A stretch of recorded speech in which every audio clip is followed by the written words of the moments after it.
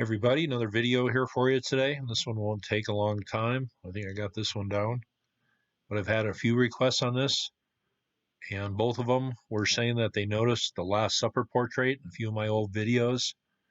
And could I expand on this? And I thought, maybe. Then I realized I really haven't gone into this fully. So let's decode the Last Supper here real quick. Of course, Da Vinci's painting is called the Last Supper, even though you won't find the term Last Supper in any of the Gospels.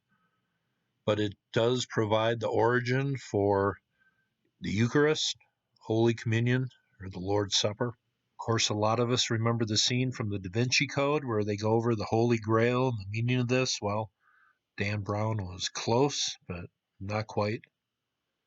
You see here, this is a linen depicted on here. There are empty plates, and the bread is on the linen. The cups of wine are depicted here on the linen. It depicts the blood on the linen, the body represented on the linen. And even, I can't remember if it was the emperor or the pope at the time that Christianity first became the religion of Rome. He said the Holy Eucharist will be served upon a linen, so it represents the blood on the holy linen and the body on the holy linen. Why would he say that? Leonardo was a very smart man. Depicting the linen here, you can see it in the corners here. Burial linens were tied at the corners, but he depicts this in a very symbolic way. Depicts it as a linen, clearly, with the corners hanging down there.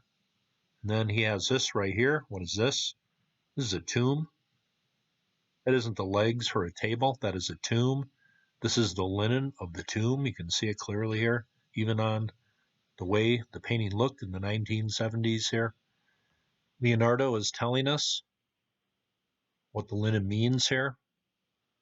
The Jesus figure is reaching for a piece of bread and a glass of wine, saying, "This is my blood.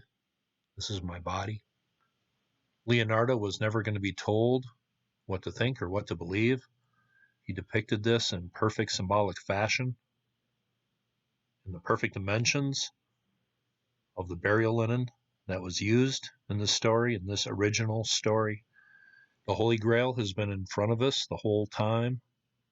What caught the blood at the crucifixion, Joseph of Arimathea, is directly connected to the Holy Grail. What does he do in the New Testament? He's the one who buys the linen for the burial.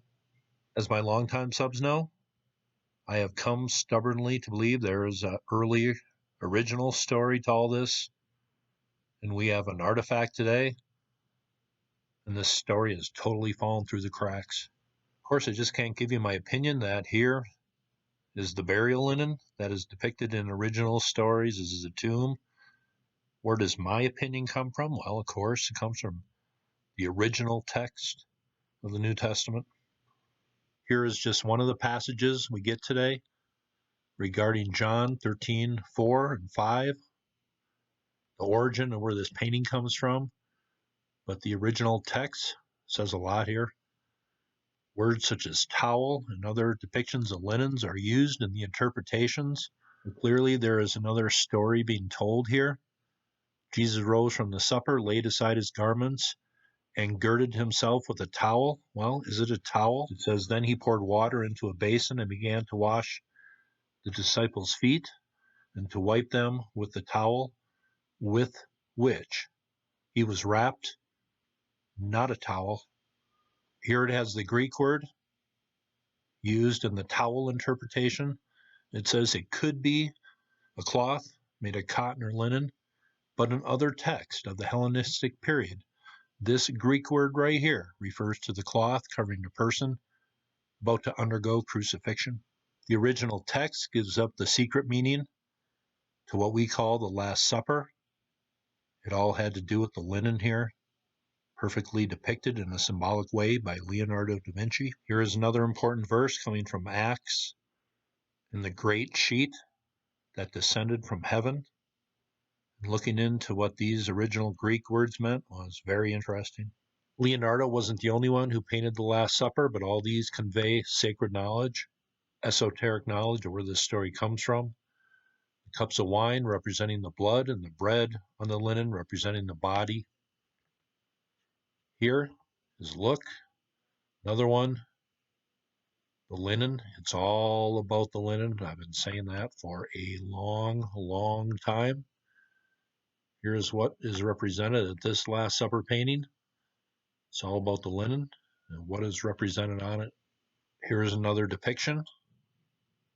He is holding a cup or a vessel. What is the Holy Grail actually? It's a vessel of the soul. Here, people wrapped in linen.